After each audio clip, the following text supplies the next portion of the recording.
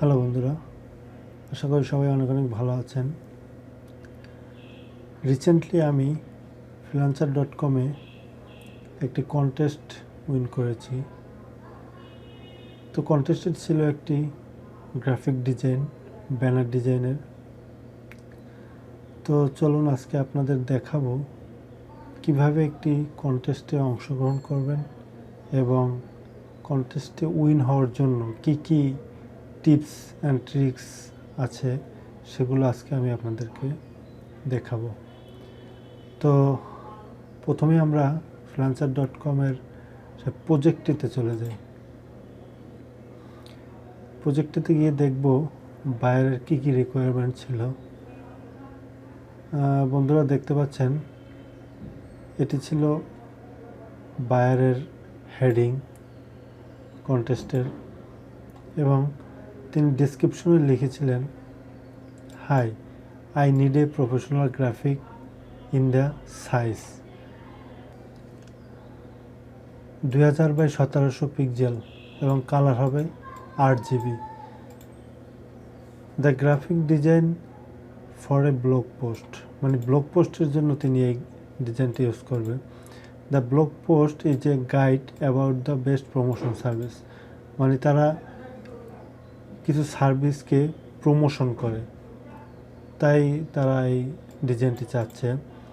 এবং আরও কি লিখছে, the graphic need to include all the graphic logo which are attached, be creative, মানে তিনি কিছু ফাইল অ্যাটাচড করেছেন লোগো, এই লোগোগুলো সবগুলোই ডিজাইনে থাকতে হবে এবং ডিজাইনটা অবশ্যই ক্রিয়েটিভ হতে হবে। তো উনি এখানে যে সাইজটা লেখছে 2000x1700 পিক্সেল এবং কালার 8 GB, উনি কিন্তু এখানে লেখে নাই যে ডিজাইনটি হরিজন্টালি হবে নাকি ভার্টিক্যালি হবে। তো আমি প্রথমে একটি ডিজাইন করি, এই ডিজাইনটি আমি সর্বপ্রথমে করি হরিজন্টালি। তো বায়ার এটা আসে, অনলাইনে এসে এই ডিজাইনটি অনেক পছন্দ করে, তারপর সে নিচে একটি কমেন্ট করে, thanks for the great work, the format is not correct, it should be horizontal, মানে এটি হরিজন্টাল হওয়া দরকার। বায়ার এখানে সম্ভবত ভুল করেছে, এটি মূলত উনি বোঝাতে চেয়েছে যে ভার্টিক্যালি হবে, হরিজন্টাল তো বলতে এটা লম্বালম্বি বোঝায়। তো কুড ইউ প্লিজ চেঞ্জ, মানে তুমি কি এটি চেঞ্জ করতে পারবা, it is also possible to use the colour of the website, এবং এই যে কালারটি আমি অরেঞ্জ কালারটি নিয়েছি, এই কালারটি তিনি বলছে যে এই কালারটি যদি তাদের ওয়েবসাইটে গিয়ে তাদের কালার পিক করে এনে ইউজ করা যায় তাহলে আরও সুন্দর হবে। তারপর আমি সাথে সাথে তার এই কমেন্টের একটি রিপ্লাই দিয়ে দিলাম, okay, I will do that, thank you. তো পরে আবার আমি এই ডিজাইনটি সাবমিট করি, এই কালারটি নিই এবং তার যে ইয়াটা ছিল, মানে আগে প্রথমে হরিজন্টালি করেছিলাম, এবার ভার্টিক্যালি আমি ডিজাইনটি করি। তো আমি আবার ডিজাইনটি সাবমিট করে লিখে দিচ্ছি যে this is your design number 2, I hope you like it, thank you so much, if you need any change please let me know, thank you so much. এরপর বায়ারটি আবার অনলাইনে আসে, এরপর লাগছে the colour is awesome, colour পছন্দ করেছে, thanks, could you make a version without any text, মানে সে এখন আবার বলছে আমি যে এই যে ডিজাইনের যে টেক্সটগুলো ইউজ করেছি এই টেক্সটগুলো ছাড়া আর একটা ভার্সন আমি করে দিতে পারবো কি না। তো আমি এই টেক্সট ছাড়া তারপরে আবার এই ডিজাইনটি আবার সাবমিট করি। তো আমি আবার লিখে দিয়েছি this is design number 4, this is very nice, I hope you like it, thank you. তো ও আবার অনলাইনে আসে লেখে যে can you please write best Spotify promotion service, মানে আমি যে এই যে বেস্ট প্রমোশন সার্ভিসটা লিখেছি এখানে স্পটিফাই কথাটি ইনক্লুড করতে বলতেছে। তো আমি আবার লিখি যে it's okay, I will do that, thank you. তো পরে আমি আবার স্পটিফাই কথাটি যোগ করে তারপর আবার আমি এই ডিজাইনটি সাবমিট করি। ডিজাইনটি সাবমিট করার পর আমি লিখে দিই this is your design, I hope you like it, thank you. তো পরে বায়ার এটার যখন কন্টেস্টের যে মেয়াদটা শেষ হয়ে যাওয়ার পরে বায়ার আমাকে উইন করে। এবং তাছাড়াও দেখেন যে আরও অনেক ডিজাইন ছিল, একটি ডিজাইন ছিল, তারপরে এই একটি ডিজাইন ছিল।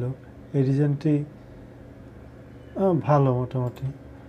তো অনেক ডিজাইন ছিল। তো বায়ার তারপর মানে ফাইনালি আমার ডিজাইনটি উইন করে। প্রজেক্টটি ছিল $15। পরবর্তীতে বায়ার একটি ভালো কমেন্টও করে আমাকে যে বায়ার ভেরি গুড, এবং একটা 5 স্টার ফিডব্যাক দেয়। তো এটি কিন্তু মানে একটা ফ্রিল্যান্সারের জন্য অনেক বড় একটি পাওয়া। তারপরে বায়ার আমাকে মেসেজ করে যে thank you so much for your great work, can you please send the graphics as JPG and PHD file with all layer. মানে সে আমার কাছে পিএইচডি এবং জেপিজি ফাইল দুইটাই চাইছে, লেয়ার সহ। তো আমি রিপ্লাই দিতেছি okay, I will send you. এরপর আমি সেন্ড করে মানে আবার তাকে কনফার্ম করছি, I have sent you PhD and JPG file, thank you so much. ও এসে আবার আমাকে থ্যাংক ইউ দিয়ে আমাকে ফিডব্যাক দিয়ে চলে যায়। আমি আবার মেসেজটি রিপ্লাই দিই যে ইউ আর ওয়েলকাম। তো বন্ধুরা দেখতে পাচ্ছেন যে এখান থেকে আসলে অনেক কিছু আপনারা শিখতে পারছেন যে আসলে বায়ার কমিউনিকেশনটা যে কেমন হওয়া দরকার। প্রথম যে ডিজাইনটি আমি সাবমিট করেছি, সাবমিট করার পরে কিন্তু বায়ার এসে একটা ফিডব্যাক দিয়েছে। ফিডব্যাক দেওয়ার পরে আমি ওই ফিডব্যাকটি দেখে আবার গিয়ে তার চাহিদা অনুযায়ী, তার রিকোয়ারমেন্ট অনুযায়ী কাজটি করে দিচ্ছি। এভাবে কিন্তু আমি 3-4টি ডিজাইন সাবমিট করেছি। তো অনেকে আছে যে একটি ডিজাইন সাবমিট করে আর কোনো খবর থাকে না, মনে করে যে মনে হয় আমার ডিজাইনটি উইন হয়ে যাবে। আসলে তা না, বায়ারের যে আসলে কোনো রিভিশন থাকতে পারে, বায়ারের কোনো চাহিদা থাকতে পারে, সেদিকে খেয়াল রাখতে হবে। তো ধন্যবাদ সবাইকে। আশা করি এটি দেখে আপনারা যে কীভাবে কন্টেস্টে এন্ট্রি করতে হয় এবং কীভাবে কন্টেস্টে আপনারা বায়ারের কমিউনিকেশন ঠিক রাখবেন এটি বুঝতে পেরেছেন। তো ধন্যবাদ সবাইকে। আশা করি পাশেই থাকবেন। দেখা হবে পরবর্তী আরেকটি টিউটোরিয়ালে। ধন্যবাদ।